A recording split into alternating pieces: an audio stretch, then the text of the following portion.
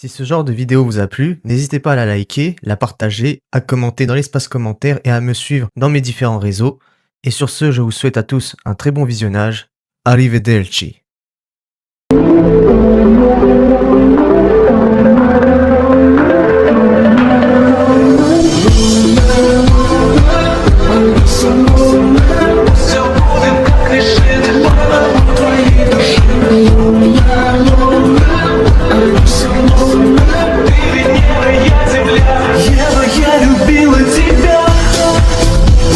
S'il y a bien un antagoniste qui se démarque dans l'univers de JoJo's Bizarre Adventure, c'est sans doute Yoshikage Kira. Antagoniste principal de l'arc Diamond in the Breakable, il apparaît pour la première fois au chapitre 69 du manga et dans l'épisode 17 de l'anime produit par David Productions. Né le 30 janvier 1966 dans la petite ville tranquille de Morlyo, située dans la préfecture M du Japon à S-City, Kira mène une enfance apparemment paisible. Très tôt, il cherche à rester discret et à ne jamais attirer l'attention. Durant sa scolarité, il évite systématiquement de se placer en tête, terminant 3ème à plusieurs reprises, que ce soit lors d'un concours de dissertation à l'école primaire, d'un tournoi d'athlétisme au collège ou encore d'un concours de musique au lycée. Il passe une grande partie de son enfance auprès de ses parents qui l'adorent profondément. Sa mère se montre particulièrement protectrice, allant parfois jusqu'à le dorloter de façon excessive, tandis que son père Yoshihiro Kira préfère fermer les yeux sur cette attitude. À l'âge adulte, son père meurt d'un cancer avant d'être plus tard condamné à errer sous forme de fantôme dans un appareil photo, et sa mère décède paisiblement quelques temps après. Après ces événements, Kira obtient en 1988 un diplôme de littérature à l'université d'Ie. Il entame alors une vie en apparence parfaitement ordinaire, travaillant comme simple employé de bureau au siège de Kameiyu, une grande chaîne de magasins nationale. Cependant, derrière cette façade banale se cache pourtant une nature bien plus inquiétante. À la différence de nombreux antagonistes de JoJo's Bizarre Adventure, Kira ne recherche ni pouvoir ni domination. Son unique ambition est de mener une vie calme et parfaitement ordonnée, rythmée par une routine stricte qui lui permet d'éviter toute source de stress ou d'imprévu.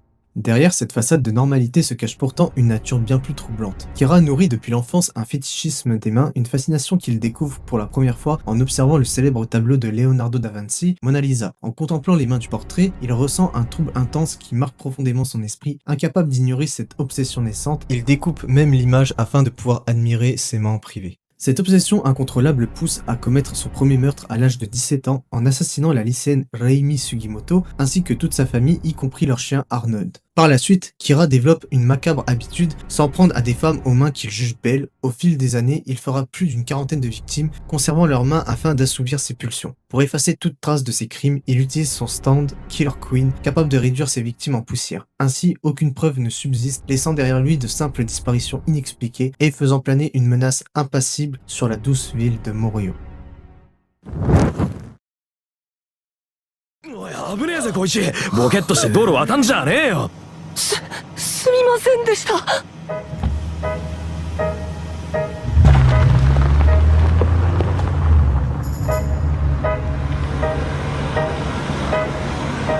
森王朝の起源はね、昔侍の別荘があった避暑地なんだ。うちの祖先もそうさ。でも祖父の代で落ちぶれてね、残ったのは今住んでる家だけさ。僕もしがない会社勤め。おい、買ってやった舶来の腕時計はどうした？ああ、バッグの中か。そうだった。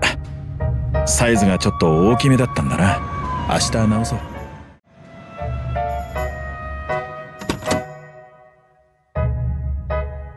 どうした？何を恥ずかしがっている？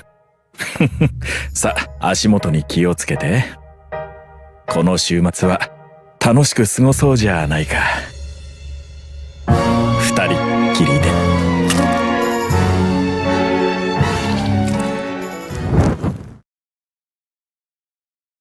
En tant qu'antagoniste plus ancré dans la réalité, Kira se distingue des autres vilains de JoJo's Bizarre Adventure par une apparence volontairement banale qui lui permet de se fondre dans la foule comme une personne ordinaire. Physiquement, il possède une taille et une carrure moyenne. Ses cheveux clairs sont coiffés de façon plutôt relâchée, avec quelques mèches tombant sur son front. Il porte un costume violet clair de la marque italienne Valentino, accompagné d'une chemise à rayures verte claire et d'une cravate sombre ornée d'une rangée d'emblèmes représentant des crânes aux oreilles dressés en forme de chat, un motif faisant écho à son stand Killer Queen. Il porte également des chaussures de ville marron élégantes, proches de mocassins ou de derby classique pour hommes. Plus tard dans la série, après avoir tué Kosaku Kawajiri, Kira adopte ses traits du visage, notamment ses cheveux noirs hérissés, ses grands iris sombres et ses pommettes plus marquées. Il conserve toutefois son style vestimentaire élégant en modifiant seulement les couleurs. Son costume passe du violet clair au blanc, tandis que sa chemise à rayures et ses chaussures de ville prennent des tons violacés. Après avoir été transpercé une nouvelle fois par la flèche et obtenu une nouvelle capacité pour la troisième bombe de Killer Queen by the Dust, la coiffure de Kira change soudainement. Ses cheveux deviennent parfaitement coiffés en arrière, plus clairs et traversés de mèches noires. Suite à sa mort dans le light novel Dead Man Questions,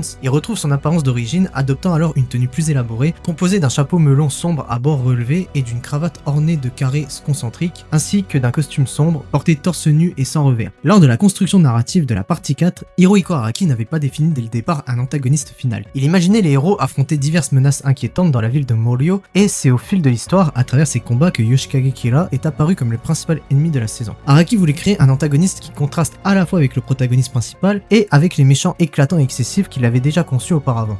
À l'époque de la conception de Diamond in the Breakable, le Japon traversait une forte crise économique au début des années 90, connue sous le nom de bulle économique japonaise ou plus communément appelée la décennie perdue, marquée par une spéculation financière et immobilière excessive et une hausse démesurée des prix. Araki considérait que des personnages flamboyants et extravagants comme Dio, typiques de cette période, ne seraient plus appropriés. Il créa donc Kira comme une terreur subtile et insidieuse capable de se fondre dans la vie quotidienne. Le choix du nom n'est pas anodin, en japonais, Yoshikage signifie ombre vertueuse, tandis que Kira, proche de la prononciation anglaise de killer, signifie tueur. Ce nom mêle ainsi une façade respectable et ordinaire à une allusion à sa nature meurtrière, accentuant le contraste entre son apparence calme et son rôle de terrifiant antagoniste. À cette époque, Araki s'intéressait beaucoup aux histoires de tueurs en série très populaires, comme le film Le Silence des Agneaux, mettant en scène le tueur sadique Hannibal Lecter, ou le livre Encyclopedia of Murder de Colin Wilson et Patricia Pittman, qui relate de véritables affaires de meurtre. Kira s'inspire de ces récits où des individus d'apparence ordinaire se révèlent être des tueurs. L'un des thèmes de Diamond in the Breakable est que l'horreur peut se cacher juste derrière notre vie quotidienne. La raison en est que j'aimais lire des livres sur les tueurs en série dans les années 80, juste avant la publication du Silence des Agneaux, qui a ensuite lancé une véritable tendance. Et je voulais comprendre quelles étaient les motivations des tueurs en série. Pourquoi n'est-on humain pour commettre de telles atrocités? Ce genre de questions m'intéressait beaucoup et je trouvais les actions de ces personnes vraiment effrayantes. J'ai également été très influencé par les romans de Stephen King. Je les lisais beaucoup dans les années 80 et 90, mais j'aimais particulièrement Misery. L'action se déroule dans un lieu fixe et l'on s'y enfonce de plus en plus profondément. À cette époque, je lisais énormément de romans de King. J'ai dessiné la première apparition de Yoshikage Kira du point de vue de Kira lui-même. Je voulais représenter quelque chose du point de vue de l'antagoniste. Jusqu'à présent, je n'écrivais les méchants que du point de vue des protagonistes, les vilains tels qu'ils sont vus par les héros. Mais un antagoniste a lui aussi un point de vue, et je voulais montrer quel pouvait être son état d'esprit. Pourquoi Kira commet-il des meurtres? Je voulais le montrer d'une manière où il reste un antagoniste sans devenir un protagoniste. Pour Dio, il voulait devenir le sommet de l'humanité, n'est-ce pas? Mais Kira, lui, recherche le vrai bonheur humain. C'est pourquoi il déteste les ennuis. Il veut juste vivre dans un monde qui correspond à ses propres intérêts, et c'est ce qui le rend dangereux. Mais il pourrait avoir sa propre philosophie. Les ennemis jusqu'à ce moment-là, comme Dio ou Cars, visaient tous le sommet. Cela pouvait symboliser l'économie japonaise de l'époque, comme la bulle économique. À cette époque, l'état d'esprit de Dio était peut-être plus naturel, et on pouvait inconsciemment plus facilement s'identifier à lui. Lorsque j'ai dessiné Kira, ce que je voulais montrer c'était la recherche de la tranquillité. L'idée que le bonheur ne consiste pas à être au-dessus des autres. Depuis le collège, tous les prix de Kira étaient pour la 3e place. Pas la première ni la 2e, mais la 3e. Pas pour se faire remarquer, mais quand même respectable. Lui-même a le talent pour devenir numéro 1, mais se faire remarquer, se faire des ennemis, être poursuivi, ressentir de la pression, sont des attentes qu'il ne peut pas gérer. Il ne supporte pas du tout ça. Beaucoup d'adultes pensent peut-être comme ça, mais ce serait flippant que quelqu'un ait ce genre de pensée dès l'enfance, non? C'est beaucoup plus mignon pour un enfant de se dire « Ah, je veux devenir le premier ». Ce genre d'anormalité, cette sorte de génie étrange, c'est ce que je voulais dessiner. Parmi tous les méchants que j'ai dessinés jusqu'à présent, Yoshikage Kira est mon préféré. J'aime aussi Dio, mais Kira plus que Dio. Comme il cherchait une vie tranquille et n'était pas un personnage que l'on voit souvent dans un shonen, je me suis beaucoup investi dans sa création. L'idée de faire de Kira un antagoniste renforce le réalisme du personnage car selon l'auteur, il pourrait exister dans la vie réelle, ce qui le rend d'autant plus terrifiant et imprévisible dans l'histoire.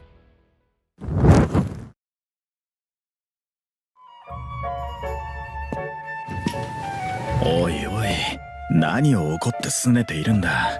新入社員の女の子たちにお昼を誘われただけじゃないか。君とお昼を食べる約束してたのに、一緒に僕が行くわけないだろ。すぐに断ったのを聞いてたろ。僕が君を一人ぼっちにさせたことがあるか？さあ、心配はいらないから、一緒にサンドイッチを選ぼうじゃないか。ほら、どれが食べたい？とても柔らかいパンだね。この店のサンドイッチはいつもお昼の11時に焼き上がったパンで作るから評判がいいんだ。午後1時過ぎには売り切れるんだよ。ラップの上からでもほかほかしてるね。このカツサンドのカツも揚げたてでサクサクしてるんだよ。しまった。ラップを突き破ってソースを染み出させてしまったぞ。はあ、いけない子だ。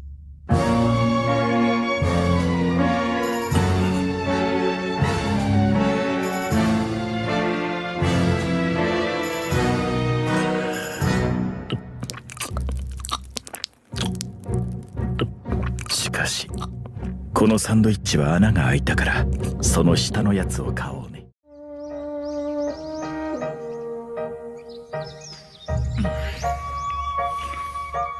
美しい街だ、森王町。こんな素晴らしい街が他にあるかな。まるでピクニックに来てる気分だね。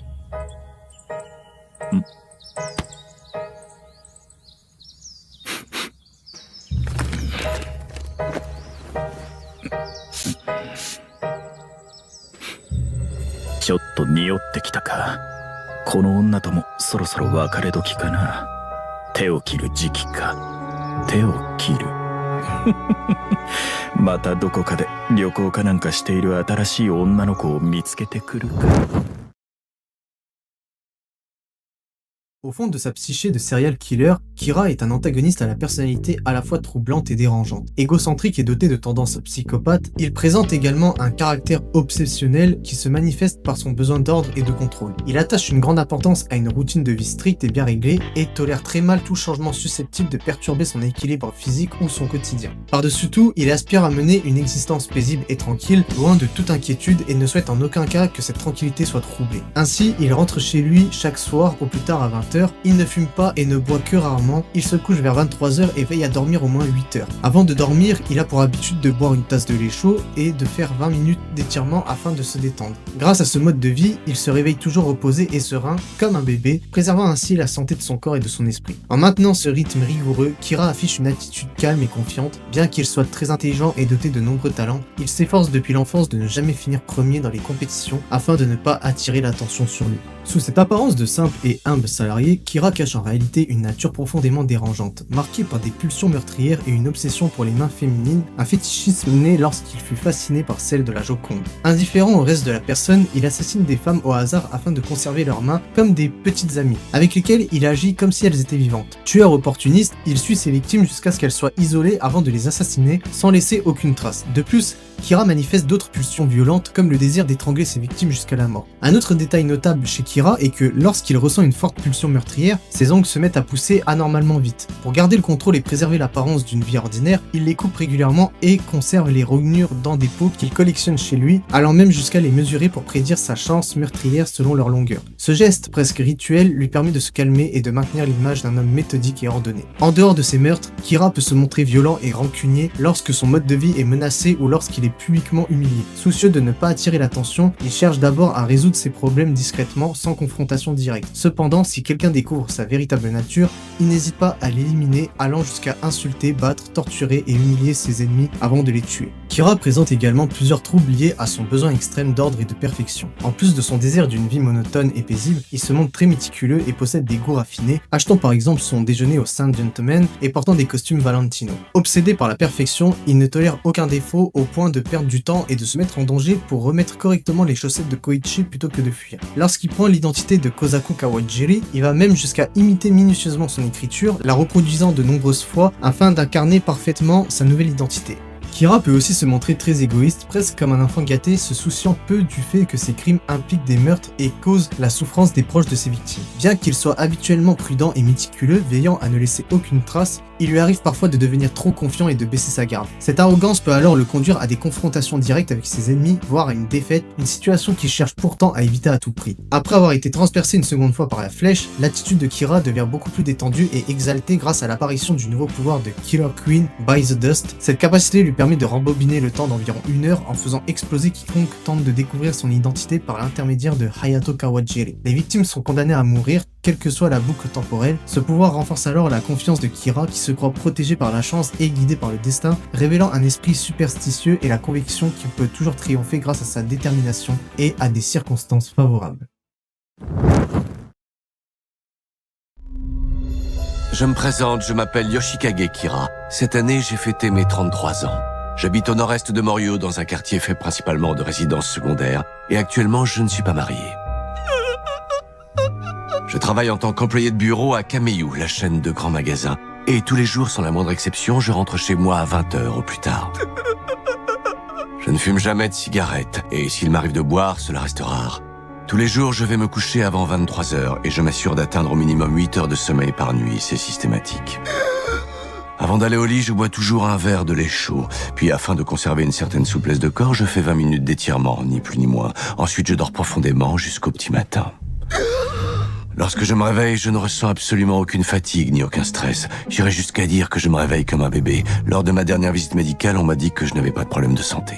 Mais dis toc-toc dans ta tête, je comprends rien à ce que tu racontes. J'essaie de t'expliquer le plus simplement du monde ce qui me définit en tant que personne. Comprends bien que je suis quelqu'un qui recherche avant tout la tranquillité d'esprit. Je me fiche bien de gagner ou de perdre. Je me tiens éloigné des conflits et me garde bien de me faire des ennemis. Et plus généralement, j'évite tout ce qui pourrait m'empêcher de trouver le sommeil. Telle est ma philosophie. C'est ainsi que j'existe au sein de la société. Je sais parfaitement que suivre ces préceptes est la condition nécessaire à mon bonheur. Qui plus est, si pour une raison ou une autre j'étais amené à me battre, personne ne serait capable de me vaincre.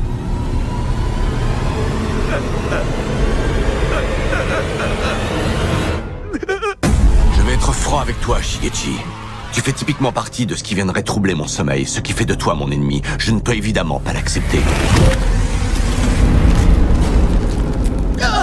C'est quoi ça? Voici Deadly Queen. C'est ainsi que je l'ai baptisé et je trouve que ça lui correspond particulièrement bien. Maintenant, tu connais le nom de celle qui va te tuer. Tu n'auras pas le temps d'en parler à qui que ce soit.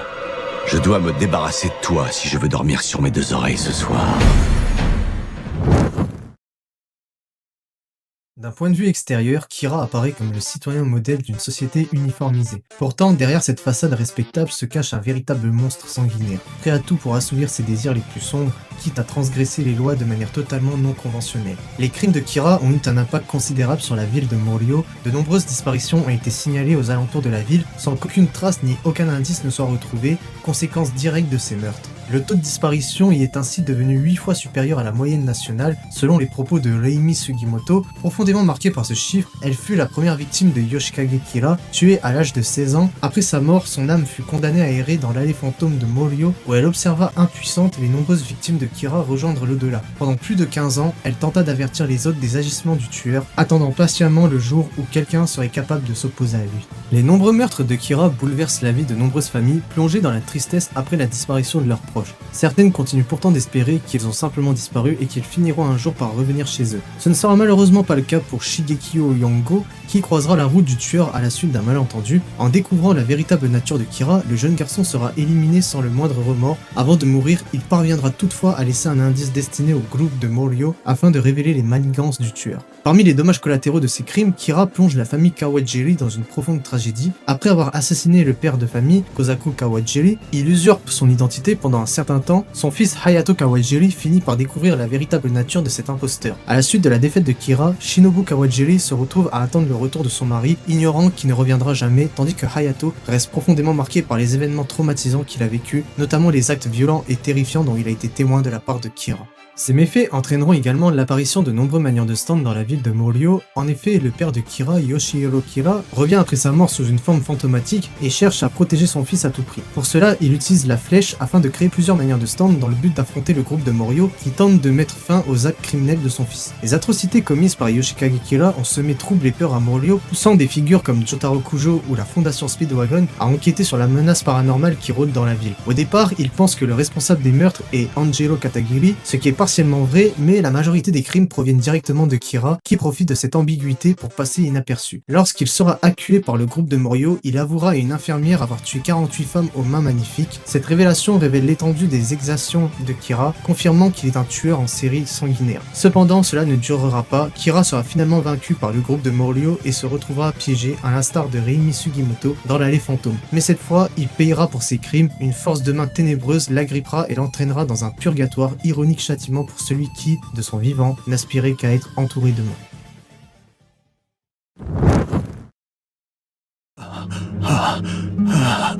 あなたの手、とても滑らかな関節と皮膚をしていますね。白くて可愛い指だ。頬ずりしてもいいですか？頬ずりするととても落ち着くんです。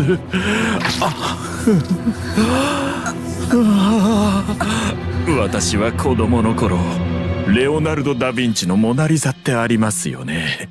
あの絵、画集で見た時ですね。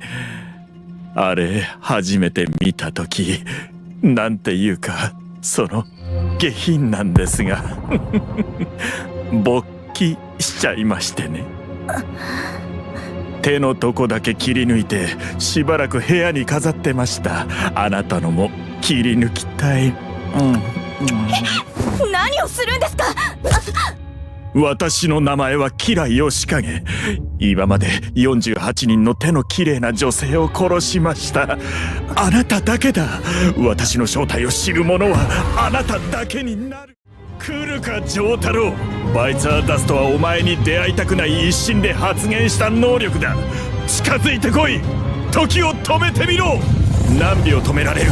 この私をもっと追い詰めるがいい。その限界のギリギリさが再びきっとバイツァーダストを発現させるのだ。丈太郎さん、時を止めろ。キラークイーンのスイッチを押させるな。何？いいや、限界だ。押すね。今だ。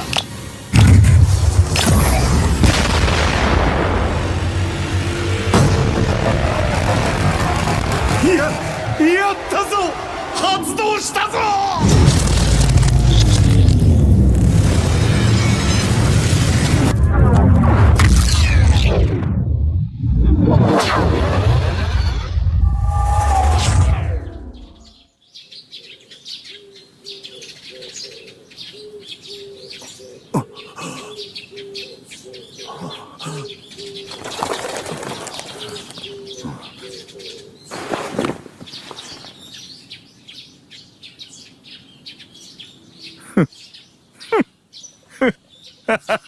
戻れたぞ。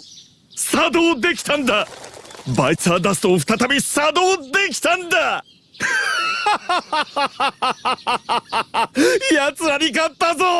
これで私は自由になれる。